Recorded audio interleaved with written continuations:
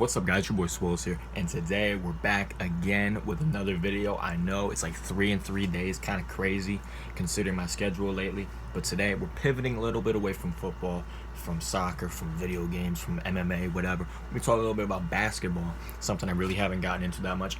I follow basketball pretty lightly. I used to like it a lot. And then everyone just decided to shoot 3-pointers and flop. So I stopped watching it a little bit, but I do keep up with the news. And today's big news is that Doc Rivers got fired, parted ways, amicably split with the Clippers organization. I'm just going to give some brief thoughts on the whole ordeal and what I think should have happened, could have happened, where the Clippers go from here, where he goes from here. But I think the first thing to notice is the importance that Doc Rivers is or had to the Clippers. This was a team that was in a really bad position with Donald Sterling as its owner. Everything that he said, Doc Rivers was in a bad situation as the coach at that time, and the Clippers just did not have a good look. Donald Sterling comes out, Steve Ballmer comes in. During that whole process, Doc Rivers keeps the organization stable, keeps the players stable. He does a good job making sure there's no other issues within the team, to make sure there's no internal combustion, essentially. And during the time that he was there, they've had some very good decisions, both in free agency and in the draft. And the one player that I look at a lot is Shai Gilgeous-Alexander, who has blossomed into a great player. We'll talk more about him in a second, but I thought they just had really, really good roster management for the first couple years.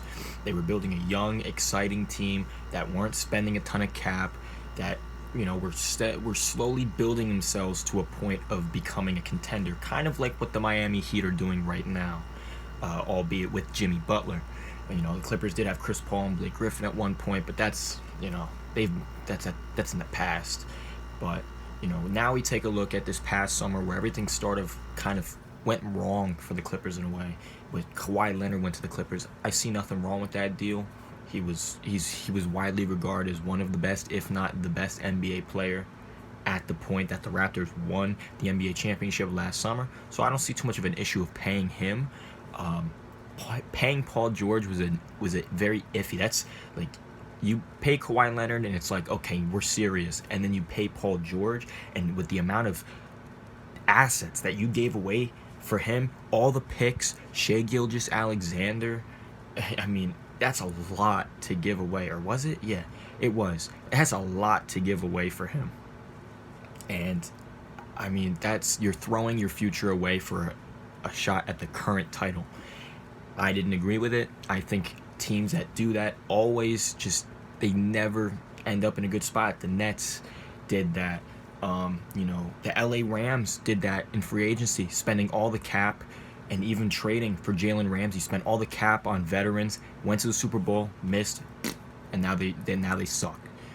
The Atlanta Falcons in the NFL in 2016 spent a bunch of cap, got all these star players, had star players, paid all their star players, went to the Super Bowl since then, and that's what happens. And the Clippers, I think, are going to find themselves in a very similar situation soon. You gave away all of your future for a current shot, and your players didn't perform. Kawhi Leonard was not great. Paul George was terrible for the amount of money that you're paying him. It's a very unfortunate ending, and I think some of it goes on Doc Rivers' shoulders. I think some of it doesn't. Perhaps look at the front office. He does have a say in, obviously, everything that goes on with trades, but it's not just him. I think there's more to the situation.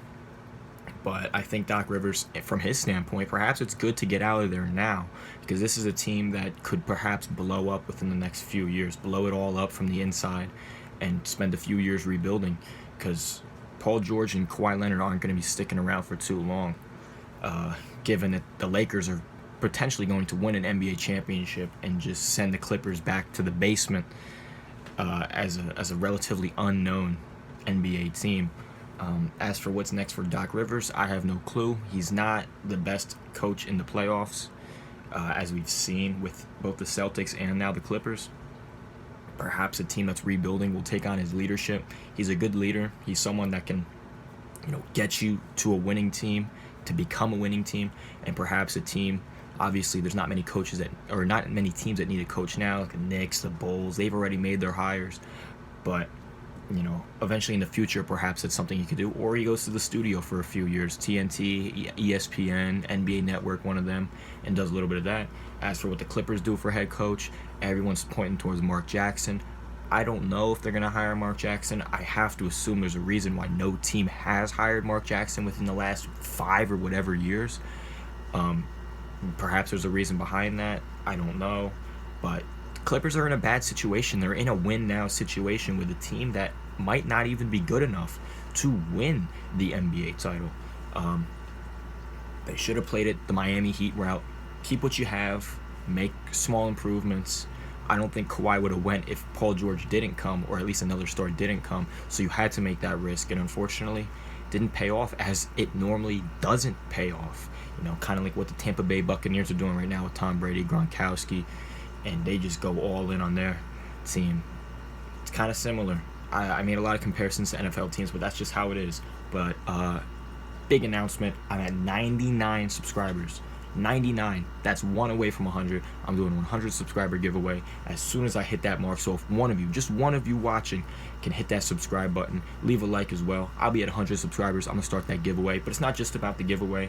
I also appreciate your support as well and staying with the channel. Hopefully, I'll be able to grow, get up to 150, 200, 1,000, and so on and so forth. It's taken a while, but I appreciate the support nonetheless. Let me know what you think about the Doc Rivers situation down below in the comments section. Other than that, I hope you enjoy the rest of your day. Let me know what else you'd like to see me commentate on, and peace out.